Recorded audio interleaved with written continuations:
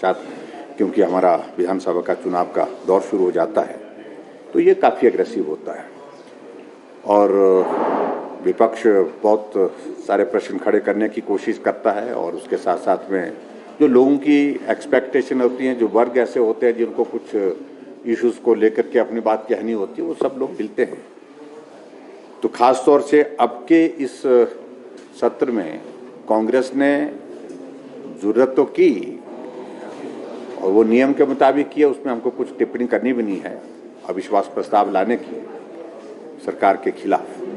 लेकिन मैं देख रहा हूं कि वो सारा का सारा उन पर भारी पड़ता जा रहा है, उल्टा पड़ता जा रहा है। और जिस प्रकार से वो सारे जिन विषयों को लेकर के सड़कों पर हल्ला डालने की कोशिश कर रहे थे, आज विधानसभा के अंदर पूरी तरह से असफल हुए सारी बातों का वहां पर प्रस्तुतिकरण करने के प्रयास किया, लेकिन उसका मुंह तोड़ जवाब सरकार की ओर से उनको सभी माननीय सदस्यों ने, माननीय हमारे मंत्रियों ने, विधायकों ने दिया है। अभी 3 बजे तक उस पर डिस्कशन होनी है, लेकिन मैं कुल मिलाकर के अभी तक के इस दौर में जो फर्स्ट हाफ का जो हमारा डिस्कशन का जो दौर देखा मैंने अविश्वास प्रस्ताव पर,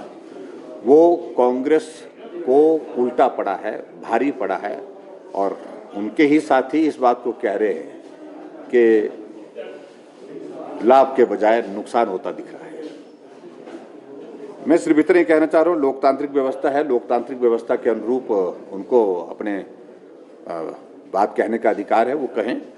लेकिन फिर भी उसके बावजूद सरकार की ओर से मैंने पहले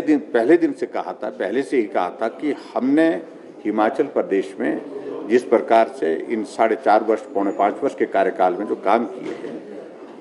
कमी रहती है काम करते करते और perfection can never be achieved तो कहा भी जाता है, लेकिन फिर भी उसके बावजूद बेहतर ढंग से काम करने की कोशिश की है। जिन मुद्दों को अनावश्यक रूप से उठाने की कोशिश कर रहे हैं उन पर जो है कोई दम नहीं है और हम उनका जवाब देने में सक्षम है। जिन मुद्दों को अनावश्यक रूप से उठाने की कोशिश कर रहे हैं उन पर जो है कोई दम नहीं है और हम उनका जवाब देने में सक्षम है। चाहे आपने विधानसभा के अंदर आपने देखा होगा कि ऋण की अगर बात कही, उन्होंने ऋण की बात कही, एक उठता है वो कहता है 70,000 करोड़ का, दूसरा उठता है 80,000 का, तीसरा उठता है 90,000 करोड़ का। यानी कि कम से कम विधानसभा के सदस्य होने के नाते, विधायक होने के नाते जिम्मेवारी के साथ तो कहो।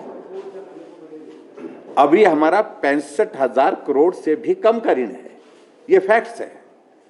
और ये भी सच्चाई है जिसका मैं जिक्र वहां पर माननीय सदन में कर भी रहा था आज। अगर परसेंटेज के हिसाब से देखें तो वृद्धि दर इनके समय में कांग्रेस की गवर्नमेंट में 67% थी और ऋण की वृद्धि दर हमारे समय में 35% है। इस बात को भी उनको देखना, और उनके दौर में तो कोविड का दौर था ही नहीं।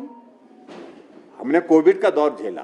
और कोविड के कारण प्रदेश की इकोनॉमी को बहुत प्रभाव पड़ा, उसके बावजूद भी हमने ऋण को कम लेने की कोशिश की है। और ये भी मैं आपके बीच में कहना चाह रहा हूँ कि हम 2021-22 में जो भारत सरकार की जो हमको अनुमति थी ऋण लेने की, उस ऋण लेने की अनुमति से जितने जो हमारी हमारी ऋण लेने की जो हमारी वो जो ये लाइन थी जहां पर हम जितना ले सकते थे, उससे हमने खुले बाजार से 5,384 करोड़ रुपए का कम ऋण लिया। जो ले सकते थे हमने नहीं लिया, हमने कहा जो जरूरत है उतना ही लेंगे। और 5,384 करोड़ रुपए जो हम ले सकते थे ऋण, जो हमारे लिए केंद्र सरकार की ओर से जो परमिसिबल एक लिमिट थी, उस परमिसिबल लिमिट से हमने कम किया है। इस बात को भी उनको समझना चाहिए। ये शोर डालना। दूसरी बात, जिन मुद्दों को लेकर के वो हमेशा बात करने की कोशिश कर रहे हैं, चाहे वो कर्मचारियों के विषय है, बेहतर जो किया जा सकता था हर वर्ग के लिए वो हमने करने की कोशिश की। हमने अपनी ओर से हिमाचल प्रदेश सरकार के लिए कर्मचारियों के तमाम इश्यूज को सॉर्ट आउट करने की कोशिश की, उसमें हम सफल भी हुए हैं। हाँ, ओपीएस एक ऐसा इशू है जिस इशू को लेकर के कर्मचारियों की मांग है, मांग करने का उनका अधिकार भी है। हर व्यक्ति अपने लिए जो है अपने भविष्य की सुरक्षा चाहता है, भविष्य को अच्छा चाहता है, तो इसलिए उनकी मांग जो है उसको उस पर मैं कोई टिप्पणी नहीं कर रहा हूं। लेकिन जो कांग्रेस के लोग उसको उठा रहे हैं, उस पर मुझे जरूर एक बात कहनी है। जब ये ओपीएस लागू हुआ था, सरकार उनकी थी, मुख्यमंत्री उनके थे, आज इस दुनिया में नहीं है वीरभद्र सिंह, उनका हम सम्मान करते हैं, लेकिन उनने ही पूरे देश भर में सबसे पहले कोई प्रदेश लागू करने वाला था एनपीएस को। तो